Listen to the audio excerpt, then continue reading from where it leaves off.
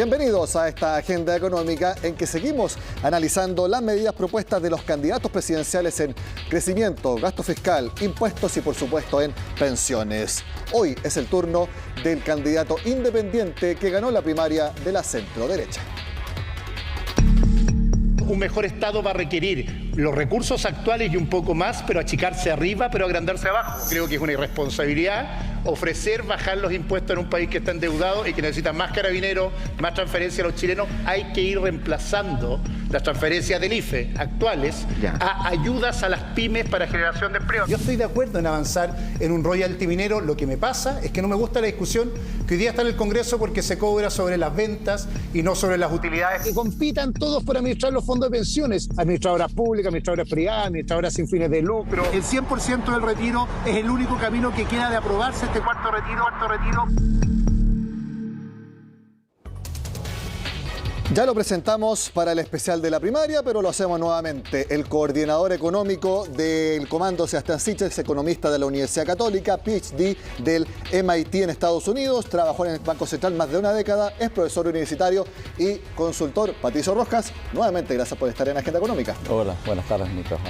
Patricio, vamos inmediatamente a hablar de un tema que generalmente hablamos incluso fuera de las campañas presidenciales: gasto público. En el presupuesto que se está discutiendo ahora en el Congreso se prevé que el gasto efectivo deberá reducirse más o menos 20% para el próximo año de lo que fue en 2021. ¿Ustedes van a cumplir esa meta?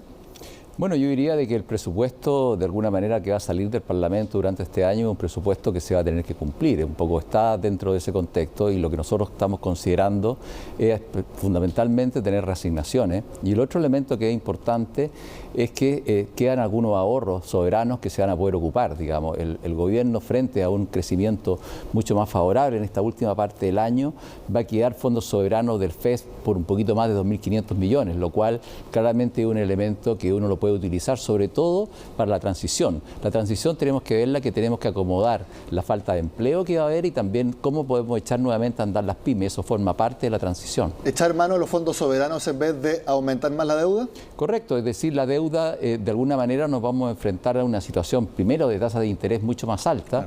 Vamos a tener un problema probablemente para poder conseguir financiamiento de más largo plazo. Y en ese contexto tenemos que pensar en reasignaciones, tenemos que probablemente revisar algunos programas, pero eso toma tiempo. Por lo tanto, en el intertanto tenemos que ver cómo financiamos. Y una manera es probablemente pensar en los recursos que está dejando el presupuesto. Hay alrededor de 700 millones de dólares que están para el próximo gobierno, que son insuficientes, pero hay que considerar que en los primeros meses del nuevo gobierno se van a hacer muchas medidas que probablemente son medidas administrativas, son medidas que no requieren proyecto de ley. Por lo tanto, mucho de eso se va a poder financiar con reasignaciones, con estos recursos que de alguna manera tiene uno de libre disponibilidad. Ustedes hablan también de reducir la cantidad de ministerios, por ejemplo, fusionar el de Obras Públicas con el de Vivienda y Urbanismo, también fusionar la Secretaría General de Gobierno con la Secretaría General de la Presidencia. ¿Esta fusión de ministerios también involucra ahorro en el gasto público? Yo diría que lo que uno puede ahorrar probablemente en el mediano plazo pueden haber ahorros importantes ahí, pero lo que se busca más que nada es mejorar gestión, buscar eficiencia. Mover, digamos, mucho del aparato público y reducir gastos es un tema que no es fácil. Yo creo que todos los gobiernos anteriores han tenido la misma deseo y se han enfrentado a un componente fiscal bastante rígido. Por lo tanto, yo creo que pensar que uno va a poder obtener grandes beneficios reduciendo gastos ahí, yo creo que es un escenario un poquito optimista. Creo que lo más es buscar eficiencia más que reducir en el corto plazo gastos. Y como tú mencionabas, Patricio, no echar mano a más endeudamiento. Tú lo mencionabas también por el aumento de las tasas de interés con las que se podría endeudar el Estado. Se espera que la deuda llegue a 37,5% para fines de este año en un eventual gobierno de Sebastián Sichel para 2026, marzo, que debería entregar el gobierno. ¿A cuánto debería llegar la deuda y si para esa fecha ya debería estar estabilizada? O sea, yo diría de que si la economía somos capaces, y es lo que andamos buscando, de que volvamos a crecer en términos tendenciales en torno a un 3-4%, nosotros podemos estabilizar la deuda en la segunda parte de esta década en algo por abajo del 50% del producto. Nuestro programa de gobierno es un programa que es claramente mucho más acotado que el que tienen otros candidatos. Nosotros estamos hablando de 3 puntos del PIB, fundamentalmente los recursos destinarlos a lo que son transferencias directas.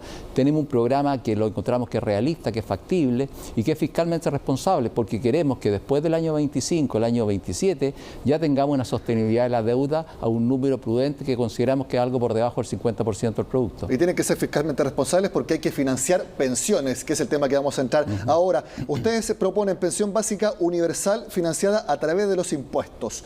¿Cuál es el monto y también cuánto cuesta anualmente en régimen?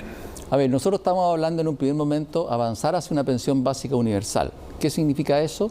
Significa que para cualquier persona que nunca haya cotizado, recibir una pensión básica de 178.000 pesos. Y para aquellos que han cotizado durante su vida laboral, esas personas va a haber un complemento que hasta el ingreso al salario mínimo líquido de 270.000 pesos, los 178 van directos.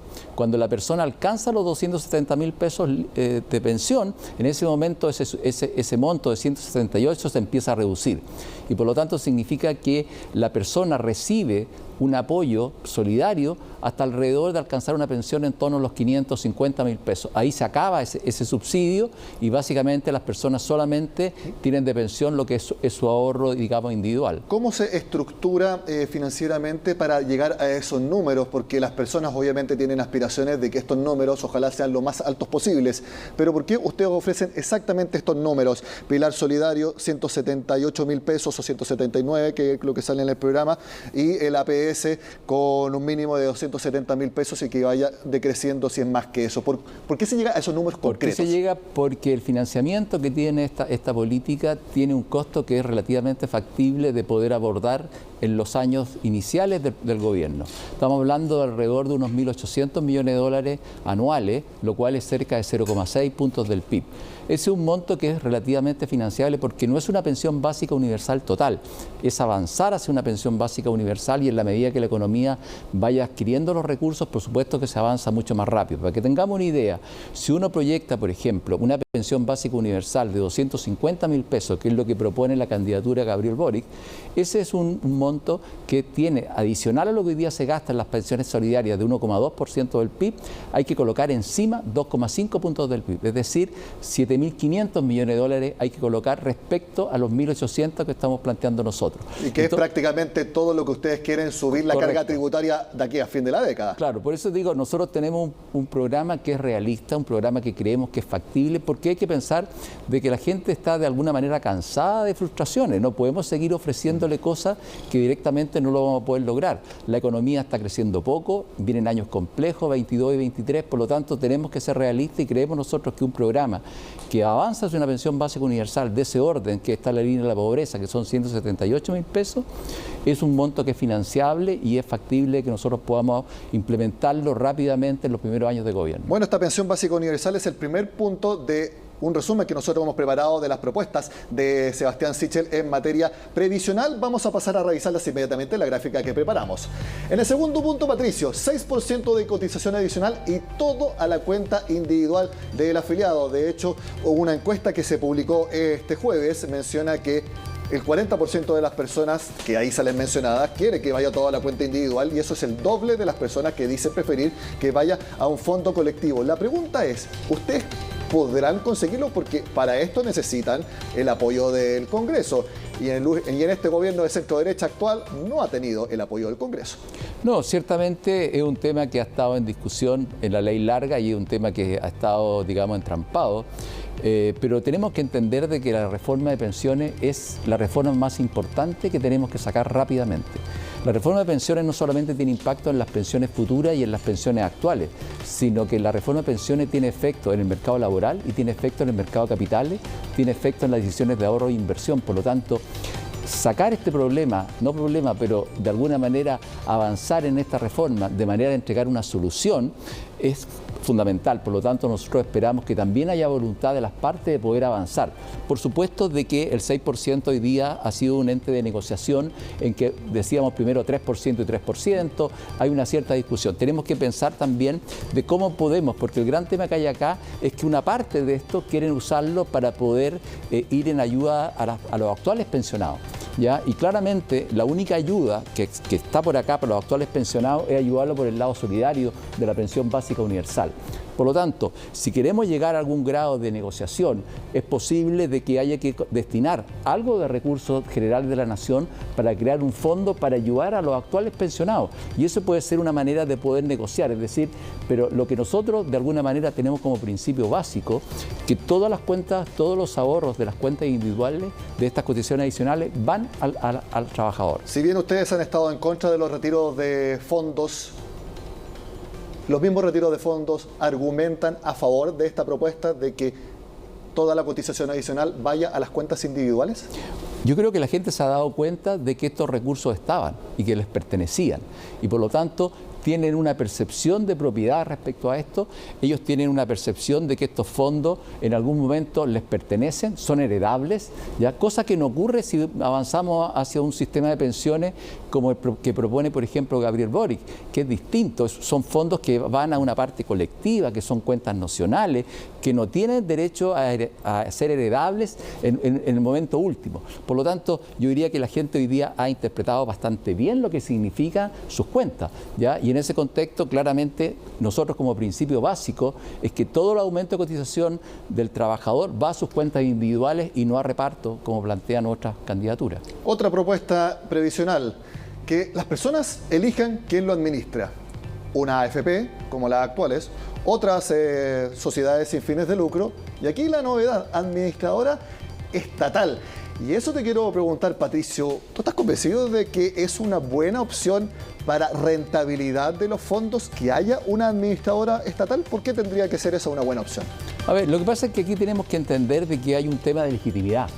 Hay un tema de que el sistema de pensiones en Chile, para el mandato que tenían la administradora de fondos de pensiones de mejorar, de tener una rentabilidad alta, uno podría decir que cumplieron el mandato. Podemos discutir otras cosas, por qué no se han cumplido los deseos que habían en materia de pensiones, de la tasa de reemplazo, esos son otros temas. Pero básicamente lo que nosotros pensamos es que hay un tema también de legitimidad y por lo tanto le estamos diciendo a las personas, mire, ustedes coloquen sus recursos básicamente en estas instituciones. Va a haber muchas más instituciones privadas con y sin fines de lucro, pero adicionalmente si alguna persona piensa que no le gustaría tener sus recursos en una institución privada y quiere una estatal, creo que también puede existir un estatal de alguna manera que de alguna manera se limite por las mismas restricciones que tienen los otros actores. Viendo solamente las rentabilidades que hay entre el sector privado y el sector público. El sector público, por ejemplo, está Banco Estado, a través del Ministerio de Hacienda se administran los fondos soberanos, únicamente con números de rentabilidad. ¿Quién administra mejor, un privado o el Estado? No necesariamente tú puedes hacer una diferencia, porque podemos tener una institución pública que lo que hace básicamente licita las inversiones, ¿ya? Ellos de alguna manera hacen un rol recaudador que hoy día lo hace Previrreta hacia los fondos de pensiones, pero imaginémonos de que hay una institución pública que no tiene un departamento de inversiones, no tiene una estructura pesada, ¿ya? Y lo que hace es que licita esas inversiones y tiene instituciones internacionales que manejan esos fondos. Y por lo tanto pueden tener una rentabilidad tan buena como puede tener un privado que está en Chile, que tiene un departamento de estudio, un departamento de inversiones bastante caro y probablemente podemos tener una gestión también. Lo que sí tiene que ser es que la institución estatal tiene que tener las mismas reglas del juego que va a tener la institución privada. Por lo tanto, yo diría que si alguien elige irse a una institución estatal es básicamente porque tiene una cierta percepción, tiene un deseo de estar, se siente mucho más protegido en ese contexto estatal que en uno privado, y eso es un poco lo que estamos dando nosotros, entregarle una opción. Ahora, lo que es relevante es que nosotros no estamos planteando una estructura exactamente igual a la que hoy día existe en los fondos de pensiones. Estamos pensando en una estructura donde los fondos de pensiones se podrían incorporar, pero estamos abriendo mucho más, que haya mucha más participación, disminuir barreras de entrada, de que haya muchas más participaciones y más entidades participando. Por lo tanto, lo más probable es que el sistema va a ser del mismo orden que estamos hablando hoy día, que es un administrador de cuentas individuales, pero claramente con roles que van a ser totalmente distintos a los actuales. Ustedes hablan también de flexibilizar el cobro de las comisiones, rebajarlas según la permanencia. Aquí aquí el mensaje detrás es que si yo estoy durante mucho tiempo con un administrador, que el administrador me premie por la permanencia y me cobre menos comisión. Ahora, ¿eso se puede establecer por ley o ahí queda al arbitrio de cada compañía y que sea parte de su oferta de marketing? Lo que pasa es que hoy día no está contemplado en la ley, digamos, de que las administradoras te paguen, digamos, que te cobren distintas comisiones con este tipo de incentivos. Lo que nosotros estamos haciendo es que se van a permitir de que existan incentivos de este tipo, de manera de que las distintas instituciones puedan competir ya de una manera no solamente en rentabilidad, sino que también puedan competir en sus costos. ¿Y qué incentivo puede haber para que alguien me premie con una menor comisión por el mayor tiempo que yo estoy ahí? No, es solamente porque hoy día nosotros vemos que la gente se cambia de un fondo a otro, se cambia, digamos, de una pensión a una sugerencia. Claro, es básicamente de qué manera nosotros le introducimos más competencia al sistema. Y no cobrar comisión cuando haya rentabilidad negativa es una propuesta que es bien transversal. Yo creo de que ese es un tema que puede existir. Hoy día hay compañías de seguros que frente a seguros de vida tienen algunas alternativas que después de un cierto tiempo uno tiene ciertas cuotas que no se pagan, digamos, que tiene la libertad de no pagarlas frente a seguros de vida, que uno tiene una permanencia larga. Yo diría que uno puede discutir. Lo que nosotros estamos diciendo acá es que nosotros vamos a permitir una mayor flexibilidad en este tema. Pero acá, te repito, estamos hablando básicamente de instituciones que pueden ser mucho más livianas. Acá no estamos pensando en una institución como una AFP que tiene, que de alguna manera tiene departamentos de inversión, tiene, digamos, son bastante más pesadas. Aquí, alguien que se quiera dedicar a solamente a un rubro y que pueda licitar, por ejemplo, la parte de inversión, es algo que completamente va a ser factible. Patricio, mi último punto de este resumen. Otorgar parte de los fondos de pensiones para una primera vivienda, específicamente para el pie. ¿Eso va a tener alguna restricción del precio de la vivienda? Y me imagino que ustedes también lo piensan esto con el escenario actual, que hemos visto cómo se han disparado las tasas de interés, cómo se están disparando todas las exigencias en los distintos créditos hipotecarios. Sí, lo primero con respecto al último punto es que lo que está pasando hoy día con las tasas de interés, con los plazos, tiene mucho que ver porque tenemos una cierta incertidumbre respecto a qué va a pasar con este sistema actual. Sí. Por lo tanto, en la medida que uno va a un sistema como estamos planteando nosotros, el mercado de capitales de largo plazo sigue existiendo, sigue las decisiones de ahorro e inversión de alguna manera se vuelven a normalizar, tenemos tasas de interés de largo plazo que probablemente van a tender a bajar. Por lo tanto, claramente lo que está detrás de mantener un sistema con mejoras, por supuesto, tiende un poco a ser una cierta estabilidad hacia el sistema financiero. Ya el sistema financiero está reaccionando hoy día con todos estos movimientos a una situación en que este sistema se rompe y se va a un sistema que probablemente el que está planteando otras candidaturas. Ahora, con respecto a lo que tú mencionabas, lo principal que hay que decir acá es que nosotros, para efectos prácticos, de que puede ser para un pie de una primera vivienda o en caso de tener algún tema catastrófico, podemos permitir de que las personas puedan hacer retiro. Ahora, esos retiros siempre están pensados de que de alguna manera se puedan devolver, de manera de que la persona no sufra un menoscabo en su pensión futura. Por lo tanto, la idea es de que personas jóvenes que tienen un tiempo relativamente largo todavía de cotización puedan solicitar, digamos, a una cierta edad, un pie para poder enfrentar, digamos, la compra de una vivienda que en el caso de los jóvenes lo más complejo es generar ese pie de 20% más o menos. Y con devolución tanto para la primera vivienda como si se necesita porque hay un problema de salud catastrófico, que lo catastrófico aquí se menciona por la cantidad de dinero en que se paga, no tanto porque la enfermedad sea catastrófica. Claro, lo que pasa es que también nosotros estamos pensando que este sistema va a tener ciertos seguros colectivos. Por lo tanto, una persona que tiene una cosa catastrófica, uno no le va a pedir, por ejemplo, que posteriormente lo devuelva, porque probablemente va a tener un problema que no lo va a dejar. Entonces, en ese caso, nosotros claramente estamos pensando en seguros colectivos, que estarían con cargo, por ejemplo, a los ingresos de la nación, o podrían ser también en términos de solidaridad, aquellos, digamos, que tienen más, subsidiaran parte de ese seguro colectivo también a los otros que tienen menos ingresos. ¿Definieron cuánta cotización adicional también habría para financiar ese seguro colectivo si es que no es a través de impuestos de la nación? Lo que pasa es que es un monto que es relativamente pequeño, digamos. ¿Como el seguro de cesantía?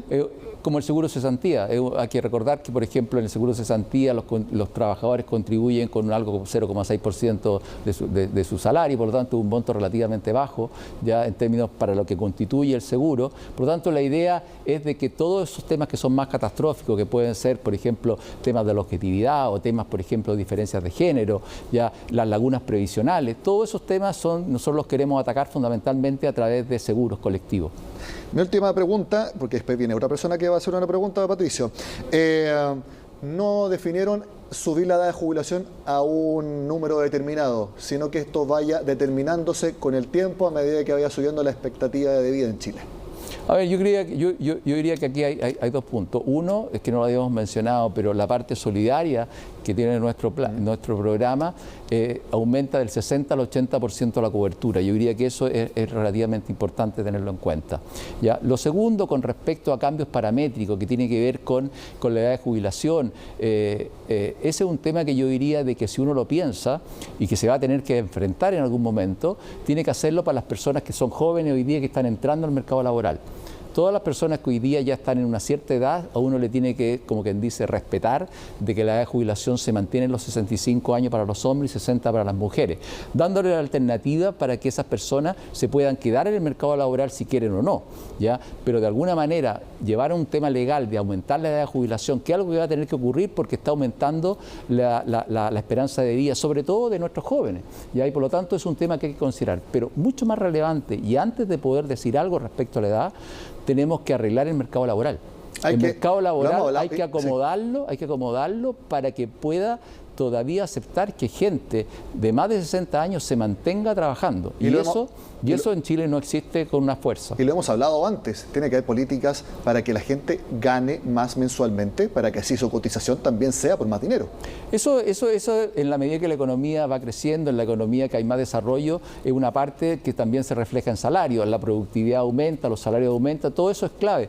Pero es mucho más relevante para una persona que tiene una cierta edad, sobre 60 años, es que el mercado laboral lo siga aceptando. Hoy día en Chile existe, lo siga aceptando. Y hoy día en Chile existe un cierto sesgo a que personas de una cierta edad hacia arriba, sobre todo de clase media hacia arriba, tiene dificultades para mantenerse a esa cierta edad en el mercado laboral. Por lo tanto, tenemos que pensar de cómo hacemos para, ya sea a través de subsidios, directamente a la demanda.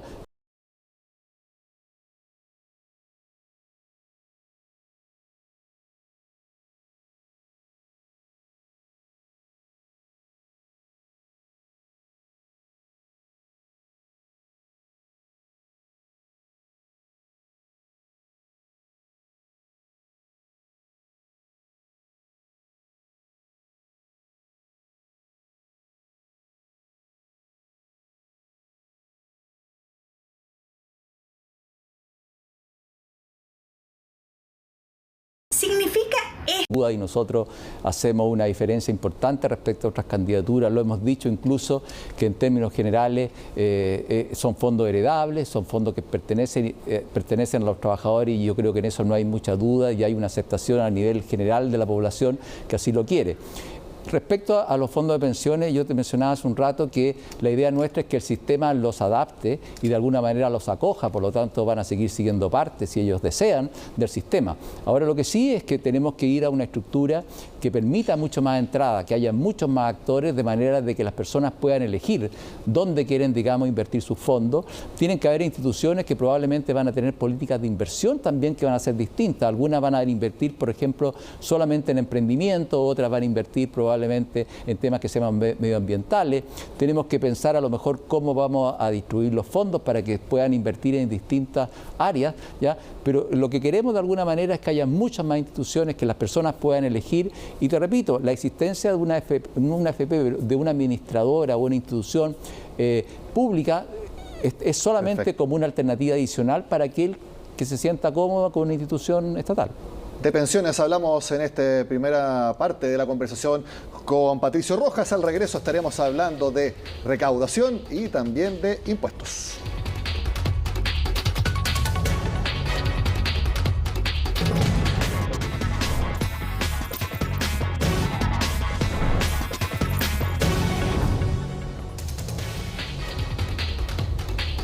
Seguimos conversando en Agenda Económica con Patricio Rojas, el asesor económico de la candidatura de Sebastián Sichel. Ahora les vamos a mostrar una nota que tiene un resumen de los principales aspectos tributarios y de recaudación.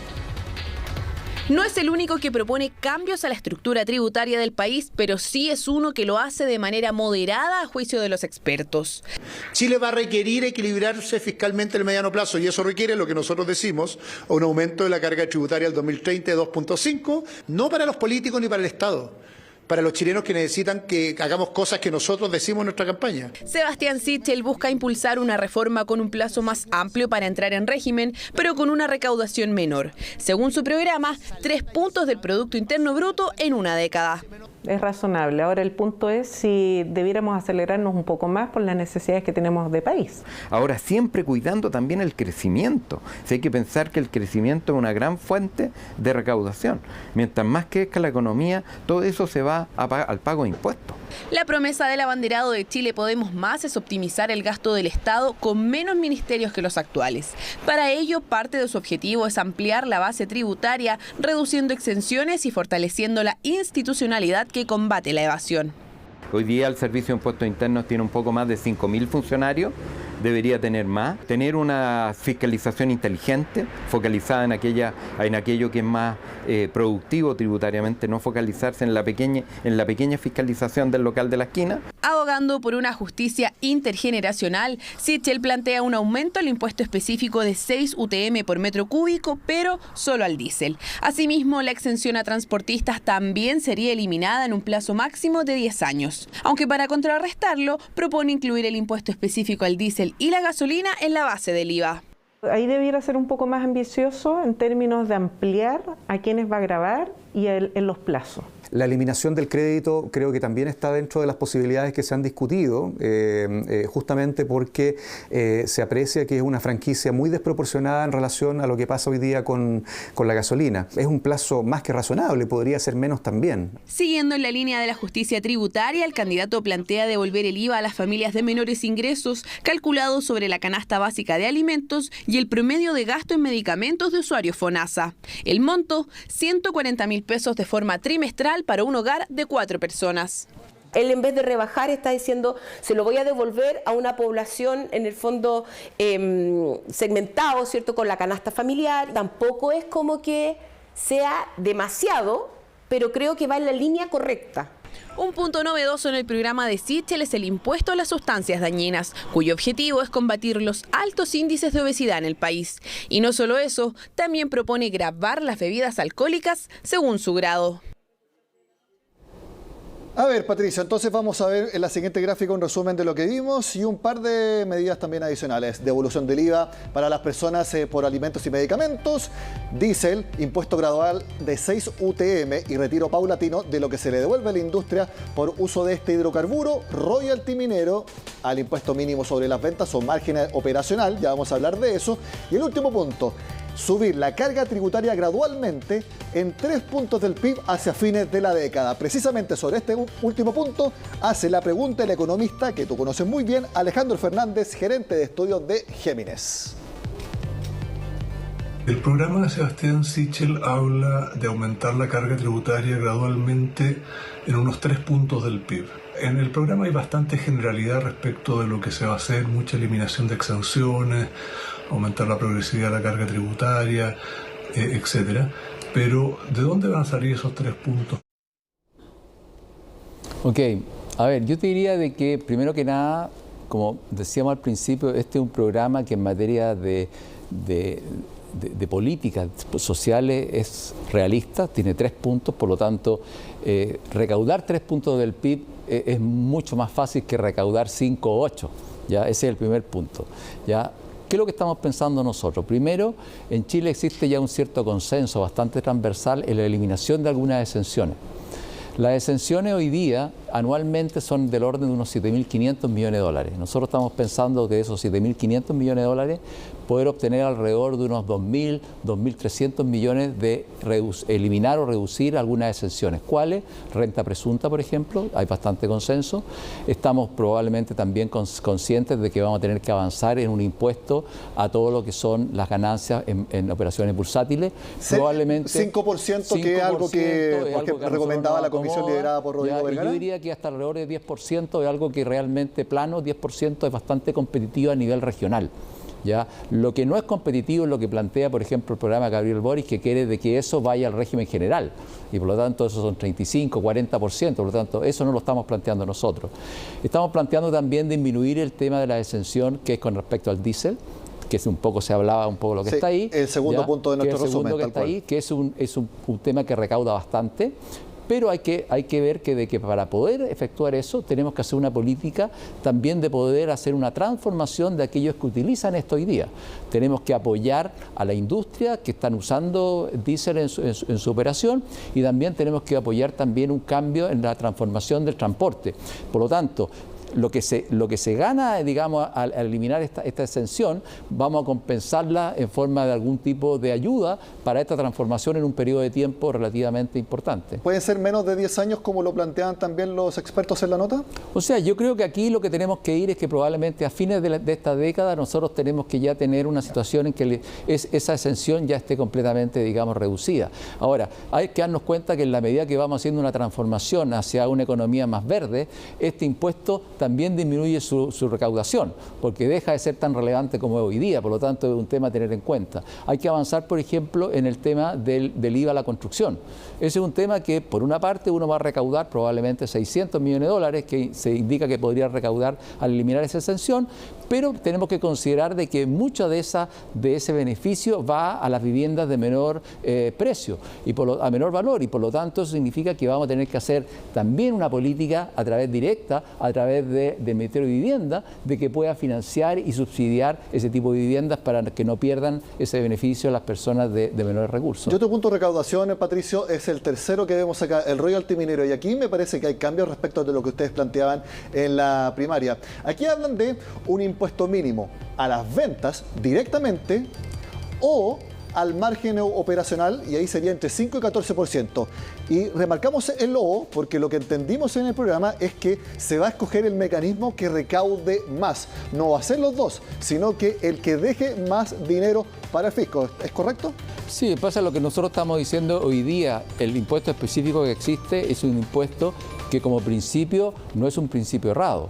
Ya lo que nosotros sí consideramos que cargar el impuesto sobre las ventas no es correcto, porque claramente sería una carga bastante gravosa para algún sector de la minería. Ya, por lo tanto, lo que estamos pensando nosotros es que el sistema actual tiene una tabla, un rango, ya que de alguna manera nunca se alcanzan las tasas más altas, porque tiene una cierta progresividad que no se alcanza, no permite de que la tasa salte, digamos, cuando el precio es relativamente alto o haya rentabilidades que son importantes. Por lo tanto, queremos hacer que esa tabla, digamos, sea mucho más accesible de poder alcanzar valores más altos cuando los precios también son más altos. Entonces, ese es un tema de que hoy día nosotros queremos y creemos que es el que más probable va a existir y va a funcionar durante este periodo. Antes de pasar a otro, quiero, respondiéndole a la pregunta de Alejandro, que yo solamente hablé de las exenciones, pero un tema que no es menor es el tema de crecimiento. Si nosotros somos capaces de crecer 1 o 2 puntos más, básicamente en un periodo de 5 años, tenemos una recaudación probablemente cerca de 3.000 millones de dólares, casi un punto del PIB, y adicionalmente queremos también reducir lo que es evasión, ya que ahí hay un monto importante también que uno puede considerar en torno a un punto. Al respecto, Patricio, si no me equivoco, en el programa no hacen una proyección o estimación de cuánto en promedio podrían crecer en el periodo de gobierno. Tampoco hay de cuánto podría subir la inversión, que son los factores que aumentan la recaudación a través del pago de impuestos. Eso no lo pusieron deliberadamente porque no tienen las herramientas para hacerlo. ¿En qué sentido? Por la incertidumbre que hay. Vimos en una encuesta del Banco Central este jueves que apenas 1/3 de los empresarios tiene pensado invertir el próximo año. Antes ese número era la mitad. Entonces ustedes ven alta incertidumbre y por lo tanto por eso no pusieron proyecciones ni de crecimiento ni de aumento en la inversión. No. Nosotros sí colocamos estimaciones de crecimiento, pero de estimaciones de crecimiento tendencial. Nosotros hoy día en términos tendenciales la economía está creciendo en algo menos del 2%. Por lo tanto, lo que nosotros queremos es que la economía a fines del periodo de gobierno esté creciendo por sobre el 3% en términos tendenciales. Ahora, si tú me pides una proyección de cuánto va a ser el PIB efectivo, diríamos, de los próximos años, no cabe duda que el año 22 y el año 23 son años complejos. Por una parte, una política monetaria que va a ir subiendo tasas de interés en forma sostenida.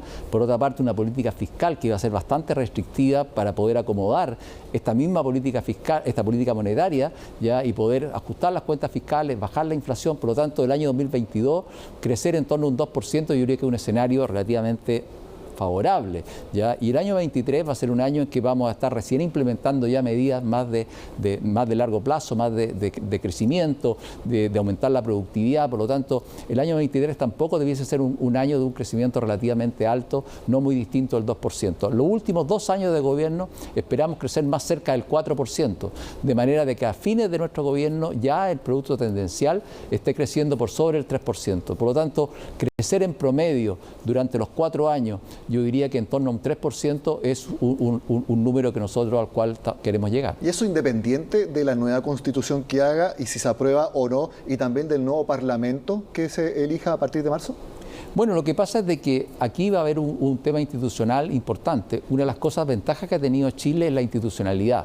Y por lo tanto, qué es lo que aparezca en la parte constitucional, qué es lo que se define ahí, también es un elemento que va a hacer una diferencia. Sin embargo, nosotros pensamos que nuestro programa, nuestro gobierno, tiene un rol de mantener una cierta institucionalidad que es superior al que muestran otras candidaturas. Por lo tanto, bajo nuestro gobierno, bajo nuestro programa, nosotros estimamos que esta institucionalidad, que por supuesto se va a ver un poco alterada por los cambios políticos que vienen, pensamos que en nuestro escenario la institucionalidad es más factible que se mantenga bastante más cercana a lo que hemos vivido en los últimos años y con eso favorecer la inversión, favorecer la creación de empleo, porque hay que recuperar al menos 500.000 empleos que son los que todavía no se han recuperado de la pandemia. Por lo tanto, ¿qué es lo que van a venir de los 4 próximos años en materia de empleo? Ojalá recuperar lo que estamos planteando nosotros, los 500.000 empleos que se han perdido y faltan un poquito más. Por lo tanto, 500.000, 600.000 empleos es una tarea que tiene cualquier gobierno que va a entrar en marzo próximo.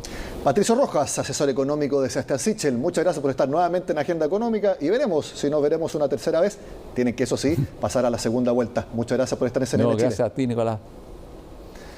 De esta forma terminamos un nuevo segmento de este especial de Agenda Económica dedicado a la primera vuelta presidencial. Sigan acá en CNN Chile.